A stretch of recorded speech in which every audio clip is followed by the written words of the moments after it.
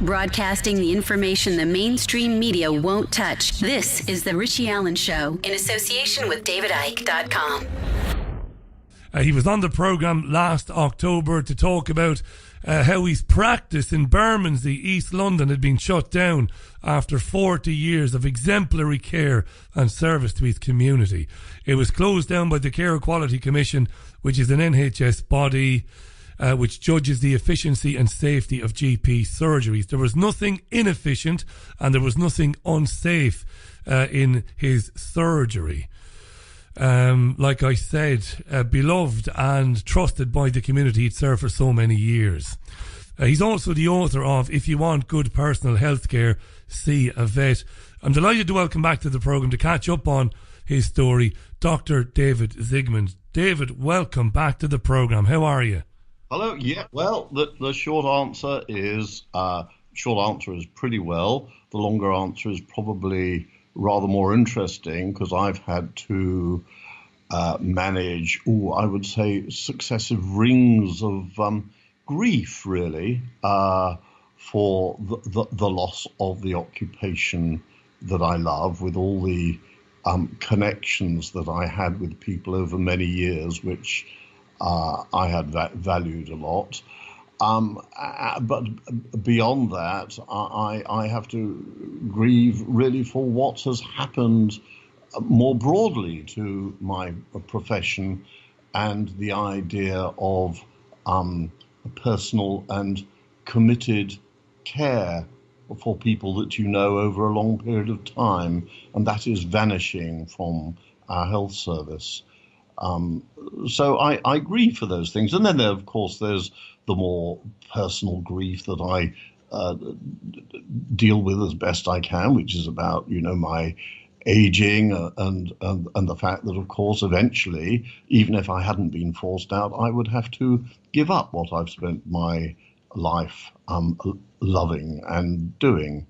So the short answer is well, and the longer answer is, I suppose, at least for me, more interesting. But anyway, the answer is well, thank you very much.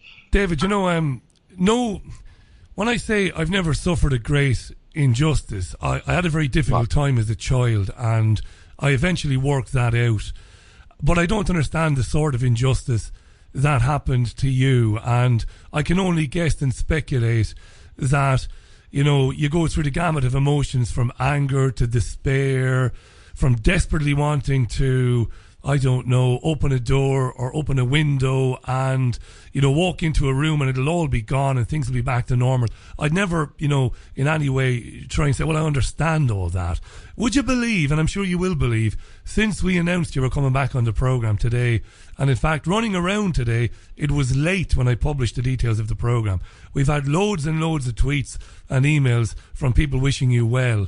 And of course, question number one from people coming in was, has there been any news on the case since then? Have you continued to ask the questions that you've been asking about what happened to you? And is anybody doing anything? Have you heard from anybody? Well, they go very quiet.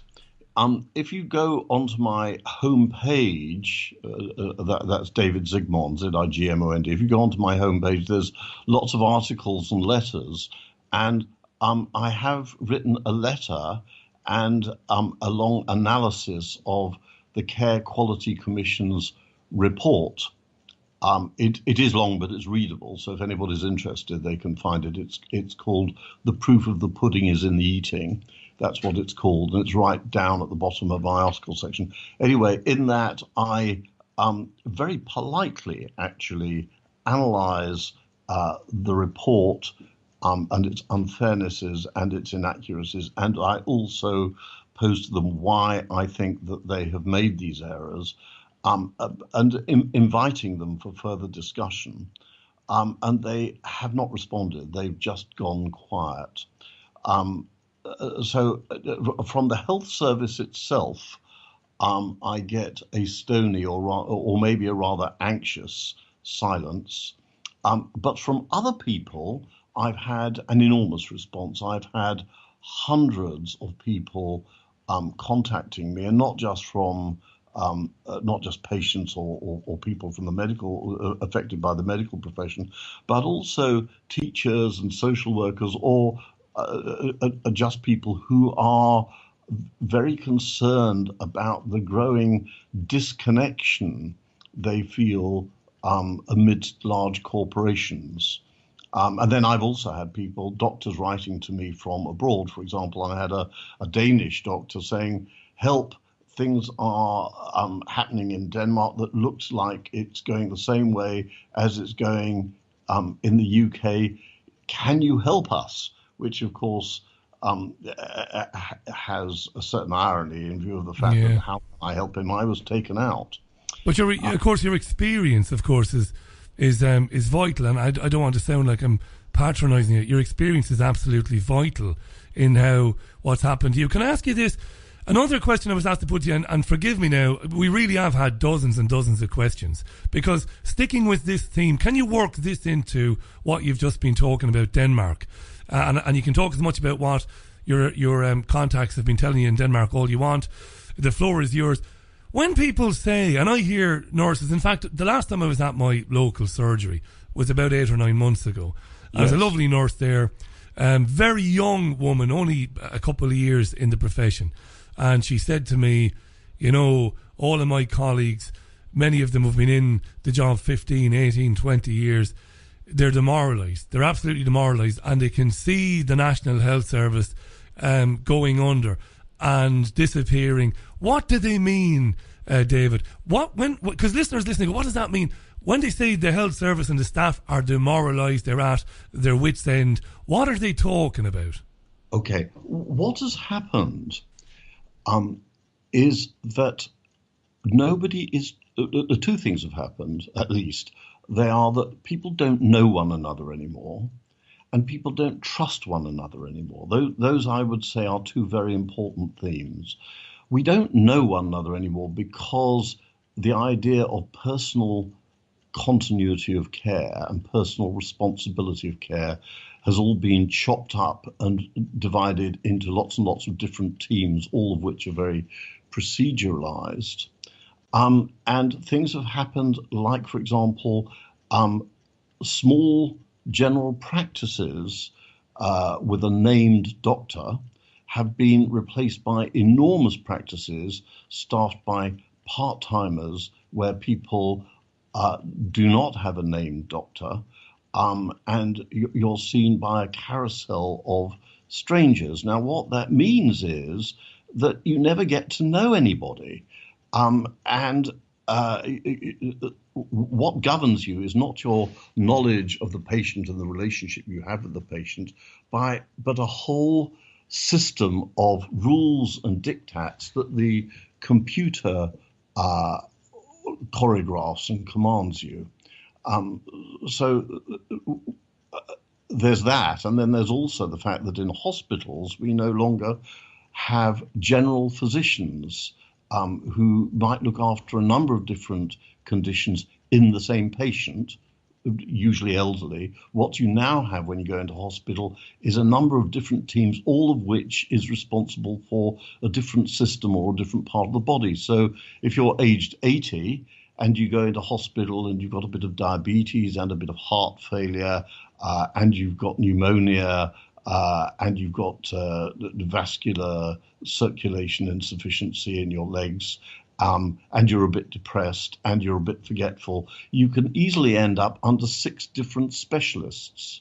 Now, what all that means is that doctors don't get to know patients, patients don't get to know doctors, and people just feel governed by procedures that are worked out by management and executive bodies, which then have to be supervised very, very closely. When did this happen? Was it under Tony Blair that this came in, or was it before? Well, okay, I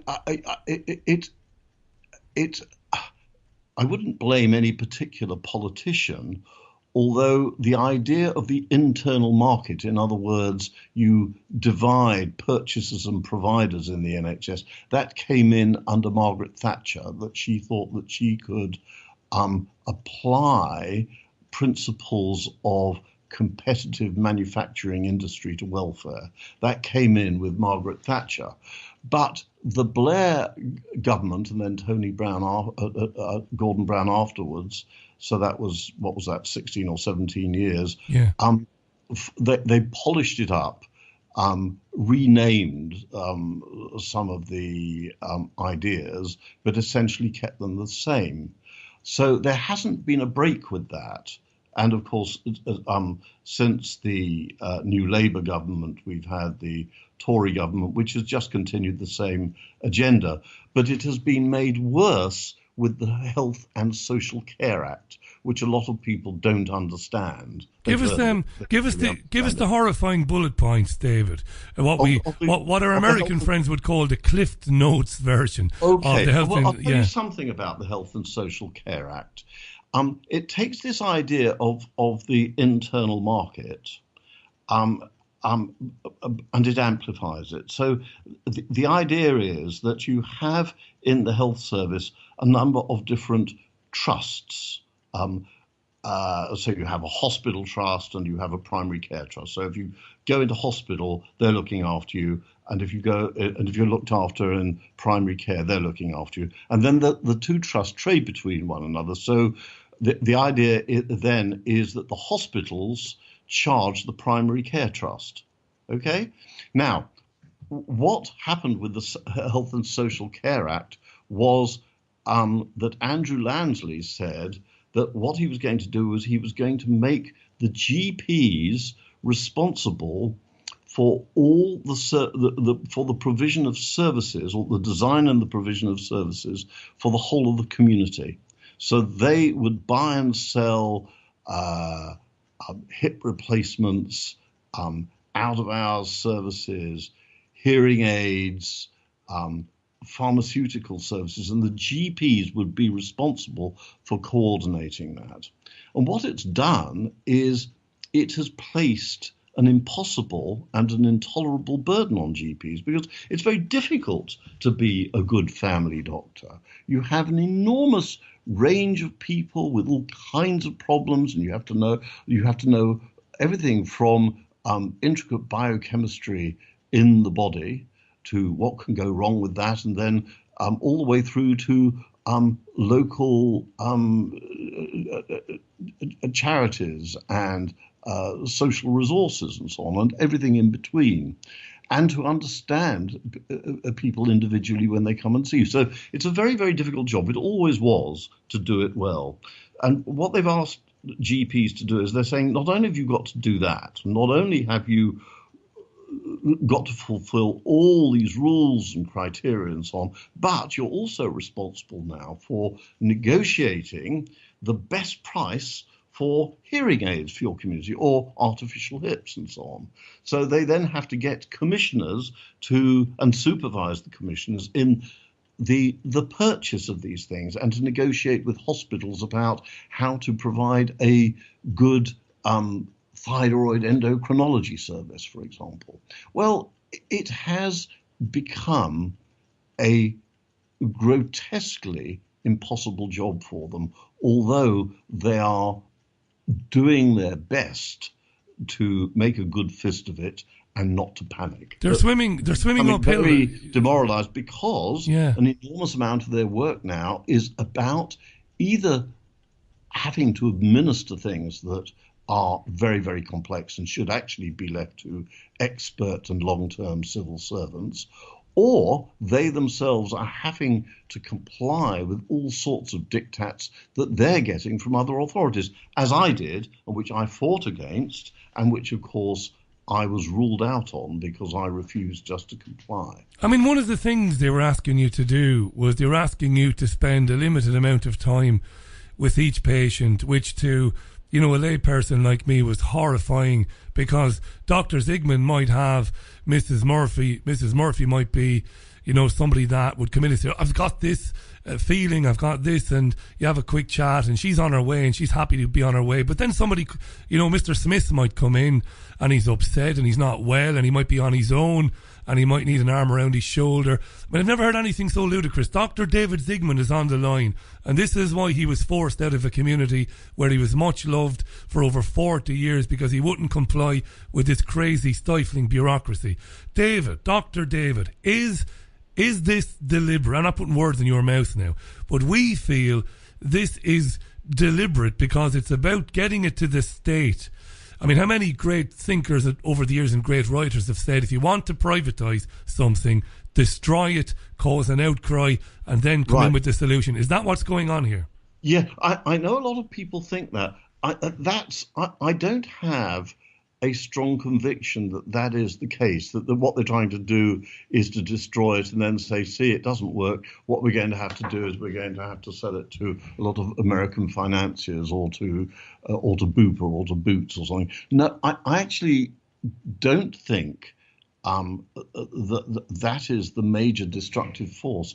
I think the major destructive force is that we don't understand that the best way to deliver welfare is to create the kind of environment where people both feel cared for themselves, they, the employees, the health carers or the teachers or the social workers or whatever it is, and are encouraged to do a good job by bringing their best heart to it, their best energy, and making their best judgments. And instead, what we have become suspicious of everybody, and we assume they cannot do a good job unless they are constantly being checked up on and supervised. And that is what is demoralizing, that professionals no longer feel they have autonomy and respect. I don't mean a deferential respect of doffing the hat because one is a doctor or a senior teacher or something. I'm saying the respect that, unless there is good reason to suppose otherwise, that person's professional judgment is probably going to be competent. And of course you have to be vigilant as to when it's not. But the idea that nobody can be trusted and everybody must be checked up on for every little action all the time, and they've got to checklist and risk factor analyze everything, is burdensome beyond viability. In other words, it creates so much effort and creates so much fatigue that it's not workable anymore. And that is the demoralization that is like a dry rot in timber. Eventually it's going to collapse. So can't bear the weight. So David, for you, it's like, silly bureaucracy, jobs worths, and, people acting above and beyond their station. I mean, I hear what you're saying. Yeah. When I was a radio producer, I was a very good organizer. I'm not anymore, but I used to be a very good organizer of people. And I could imagine myself working in a hospital or working in an area where there were 2 or 3 NHS GP surgeries. And like you said, I wouldn't be deferential and prostrate myself in front of a doctor just because he or she was a doctor. Yeah. But I would have enormous respect for their experience. And I would never expect them to be justifying themselves to me as to why they did X, Y, or Z. I would think, David Zigmond's a great doctor. They love him in the community. Get out of his way. I would see myself as, how do I best facilitate you doing what you do without getting in your way? But when we see what's happening with education, with academies, when we see what's happening with the prison service here, and even when we learned that Virgin, Richard Branson's company, is getting tens of millions of pounds worth of social care contracts, I'm loath to disagree with somebody of your experience, but to me, I can't help but think compartmentalization is at work here. In terms of that, great men and even some of those idiot bureaucrats, probably deep down, are not bad people. But I think behind the Jeremy Hunts of this world are corporations. That's what I see wherever I look. But you see, when you talk about not trusting experience, what the Care Quality Commission didn't have the wisdom to see was the fact that here they were dealing with a practice that had never had a serious complaint needing a hearing and had never needed a coroner's probing inquiry and had very, very high levels of satisfaction. So, and had never had an accident or a claim. I'd never contacted a defence organisation and so on. So clearly there's an awful lot that's going well here. And rather than saying, look, we understand that this is an eccentric and unusual practice now because it's very, very small and it's in an 1830 building and so on, and the place was unusually, is environmentally unusual in that it didn't look like a doctor's surgery. But clearly there were some very good things about it. And rather than saying, tell us how do you do that? How does that work? And so on. They went in just looking for anything that was irregular that didn't fit their template of must-dos. For example, I didn't have oxygen, and they thought that was terrible. And when I tried to explain to them, look, the nearest hospital is half a mile away, and they are far better at dealing with somebody who's breathless than I am. If somebody comes in here and needs oxygen and I really want to tend to them, I can't do my surgery that morning. It's going to take an awful long time. No, they shouldn't come and see me if they're very breathless. They should go to the hospital. Rather than listening to that, they say, oh, no, that is such an error. That is such a deviation away from what we require that immediately that becomes an intolerable risk. Well, I didn't agree with them. I would agree if I was 30 miles away from the nearest hospital. Yeah. But the fact that I'm half a mile away, no, somebody who's breathless shouldn't come and see me because they will get much better attention in hospital where they've got all the backup facilities if they're to deteriorate. Do me a favour, David. But they wouldn't discuss it with me. They wouldn't discuss it with you. Do me a favour. Remind our listeners about this thing about time spent with patients, because I don't want to sound now like I'm, in any way sycophantic, or I'm not trying to create drama here. But I spent about 2 days after we spoke in October walking around, and I am somebody who obsesses over things. I do obsess. And I'd be out walking the dog, and it would come back to me, and I'd get angry.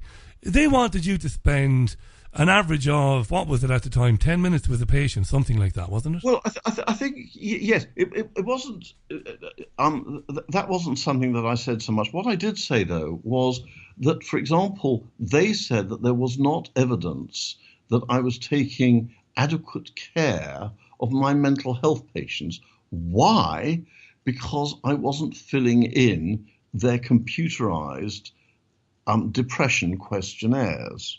So, in other words, what they were requiring me to do was if somebody came in and said that they were very despondent and unhappy and dispirited, for example, it may be that their marriage was finishing, or that somebody in their family has a very bad illness, or they were having to cope with an unexpected redundancy, or that they, for example, couldn't get over something terrible that happened to them when they were small, or whatever it is, that they wouldn't trust me to assess how to deal with that anguish and unhappiness in a sensitive conversation where I attuned my questions and my approach to them. What they wanted me to do was to immediately present the patient with a questionnaire to assess the degree of depression, they call it, and the risk of that. And I didn't agree. I did not think it's a good way to spend that initial time with somebody who is very, very anguished and unhappy and feeling very, very vulnerable, and that I should be trusted to conduct the kind of interview that I thought best, for which, incidentally, I have had an excellent record. That people wanted to come and talk to me because they got just that kind of interview. They got a personal and sensitive interchange with me, rather than something that I was scripted to deliver to the patient by the computer. And they thought that that was bad practice because I was not doing that. There's common sense, David. If you ask anybody, what would you rather if you were in a bit of a bad spot, a bad turn, and you went to your local GP whom you know, would you like he or she to grab out a clipboard and a paper and start asking questions, or would you rather they sat alongside you with a cup of tea and said, what do we need to do for you today? How can we help you today? I think it's madness. Dr. David Zigmond is on the line. His book, If You Want Good Personal Health Care, See a Vet, with the byline, the subheading, Industrialised Humanity, Why and How We Should Care for One Another. It's outstanding, terrific reviews at online retailers. We've tweeted where you can get it, and we recommend it strongly. Before I ask you the question, which kind of follows up on the privatisation thing, if you foresee, if things continue the way they're going, if you foresee eventually where people will have to pay some sort of fee to have access for some services, before we go down that road, I've got to ask you, David, and I asked you this last time, but the book, and not only the book, but you would have been known for having a very open mind and being forward thinking and being open to new ideas in the way you thought about medicine.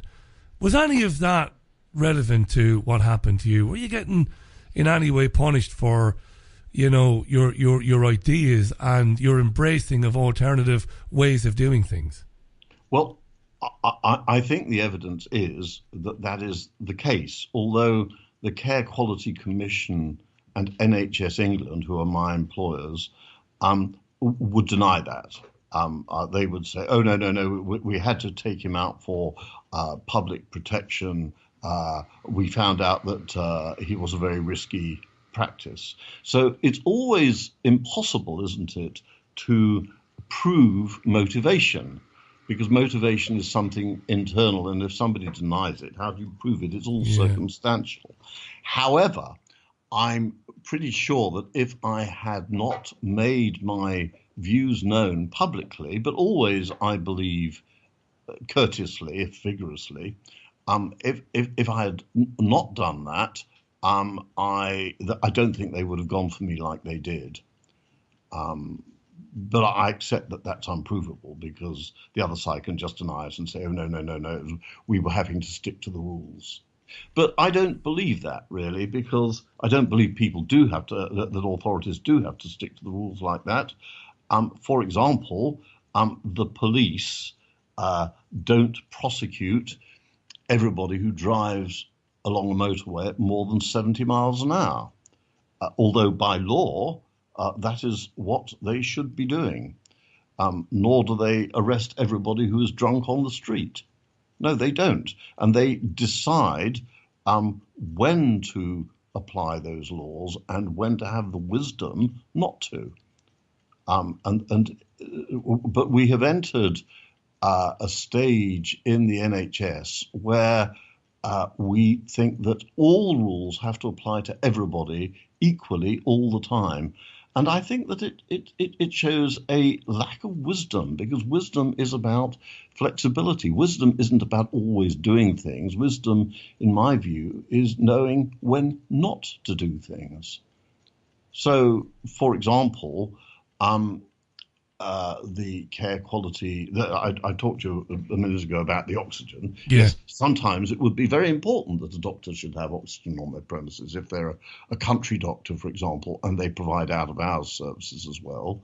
But it shouldn't apply for a doctor who is close to a hospital in a city and who's not providing those out-of-hours emergency services.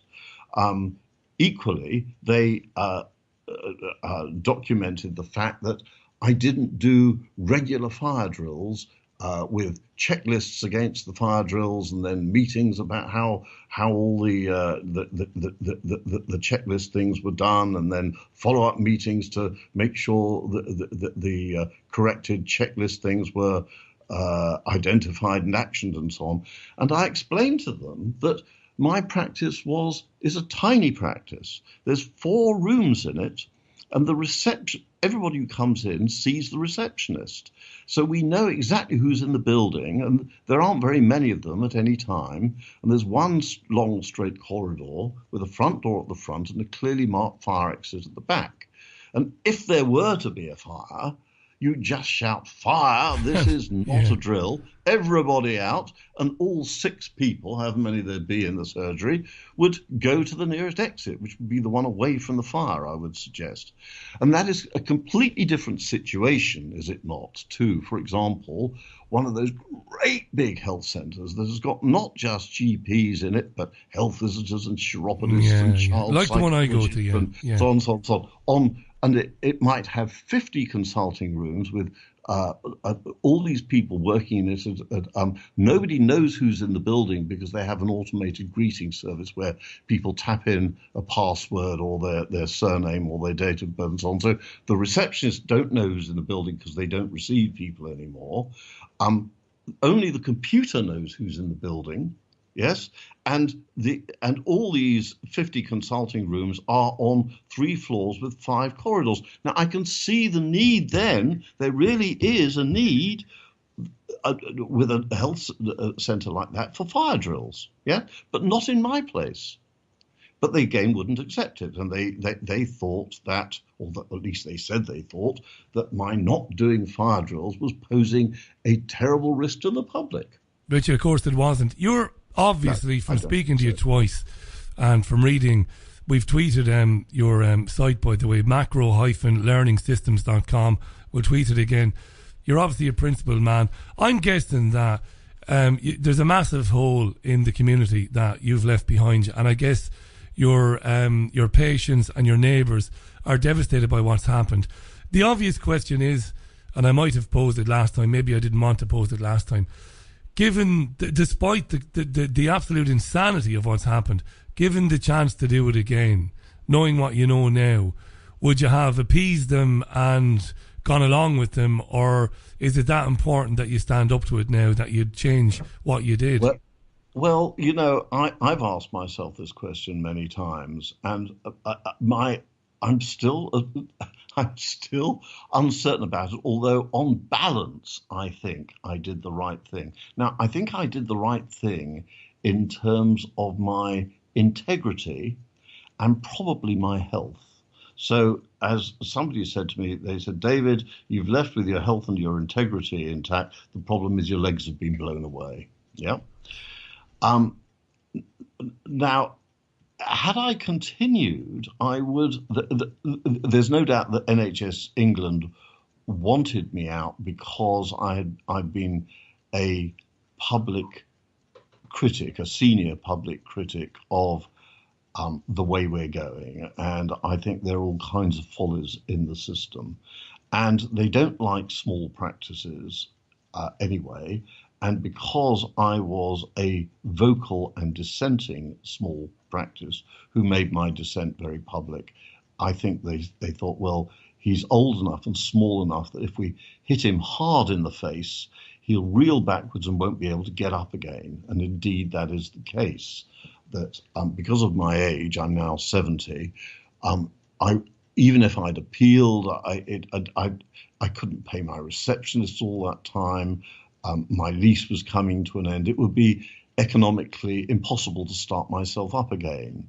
Now, if I had continued and kept my head down, never contradicted them, and been very obsequious to the Care Quality Commission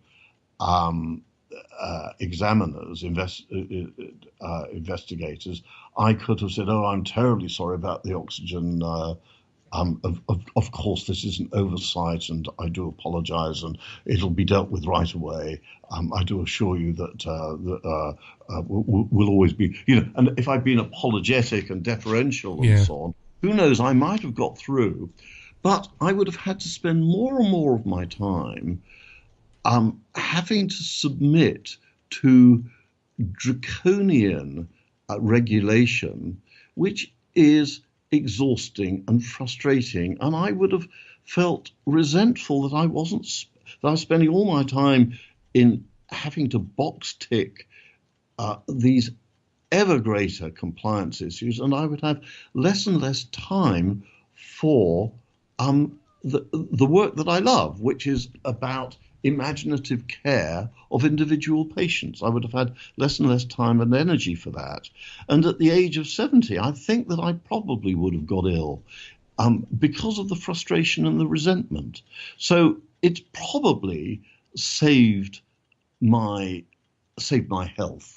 Yes, but I miss my work enormously. I will never get a job like that again. I loved it from a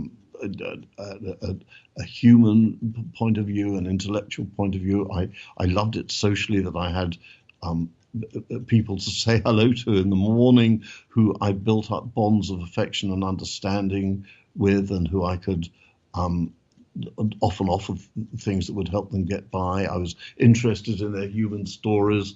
I loved that my staff had such good morale and wanted to come into work, and we did a lot of serious, sometimes very sad things together, and we also laughed a lot, and it was like a second family for me. And I was very privileged to have had that for as long as I did, and I'm grateful for that. So my answer is quite complicated. It is, but yeah, it's difficult for me to listen to that. I'm not going to go down that road because we've only got a couple of minutes left. Yeah. I want to ask you. You said that you don't think there are malevolent forces driving it into the ground in order to bring about privatisation, and I respect that. You've worked in it. You know more than I do. My opinion, I still lean towards it is being destroyed to prepare the way for privatisation. But accepting that you're right and it's not malevolent. However, regardless of whether it is or whether it isn't, continuing upon its present course, it's going to end up that way anyway, isn't it? I think so. But you see, I think that you're partly right in that I think that there are possibly some on the right who would say, oh, no, this is hopeless. What we've got to do is to get people to realise that this would fit in with your theory. Get people to realise that they're going to have to be responsible for their own health. They're going to have to make provision for it, and we're going to have some kind of networks or private insurance companies. But be aware that the Blair and Brown government, who were there for 17 years, things got worse under them too. That there was more and more and more regulation under Tony Blair. Yes, it's got worse with this government since the Health and Social Care Act, but it was much worse in the early noughties as well. I mean, not worse than now, but worse than it had been before that. And I don't think that New Labour was trying to privatise, trying to dismantle the NHS, but they bought into the myth that if you have an internal market, it will drive up standards. It will incentivize to work better if people feel that they've got to be competitive, if people feel they've got to do things for a lower price and so on. And I don't think that is what motivates doctors. No good doctor that I know works better because he thinks he's working for a competitive organization or he's got to compete with the next practice. They do a good job because they grow to care about the people that they tend. And they can only grow to care about those people if they get to know them. And because we now have a system which is geared against getting to know anybody, that's more and more difficult. I want to thank you for coming back. The book is If You Want Good Personal Health Care, See a Vet. All good online retailers. We've also tweeted David's website. I said this back in October and I mean it. Consider the programme an open door to you, David, when there are issues concerning health care. And you've got a lot of forward thinking. I hate to use the word progressive because it's got such dire political connotations, but at the same time, you do have great ideas and you're embracing, and you were embracing, continue to embrace different ways of thinking about people's health. Anytime you'd like to come back on for a chat, sincerely drop us a line and you're welcome back. Thank you so much for your time. I mean that. Well, and thank you for being so receptive and interested, Richie. I appreciate that also. You're a gent, and our producer Claire loves you and loves what you've been doing. We're thrilled to have you on the programme. Come back anytime. Dr. David Zigmond on the line to us there. Terrific. Again, the website macro-learningsystems.com. That's macro-learningsystems.com. The writings, the blogs are on there, and links to where you can get his book as well.